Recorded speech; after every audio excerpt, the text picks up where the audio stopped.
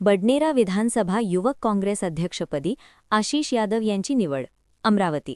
पुणे येथील काँग्रेस भवन येथे पार पडलेल्या महाराष्ट्र प्रदेश युवक काँग्रेसच्या नवदृष्टी विस्तारित कार्यकारिणी बैठकीत श्री आशिष यादव यांची बडनेरा विधानसभा युवक काँग्रेस अध्यक्षपदी अधिकृत निवड करण्यात आली आहे. संघर्षातून नेतृत्वाकडे. आशिष यादव यांनी यापूर्वी बडनेरा विधानसभा युवक काँग्रेसचे उपाध्यक्ष म्हणून प्रभावी काम केले आहे. त्यांनी सलग 3 वेळा संघटनात्मक निवडणुका लढवून आपली पकड सिद्ध केली.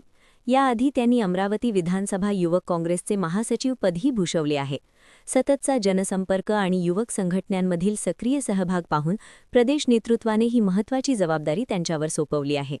मान्यवरांच्या हस्ते नियुक्ती.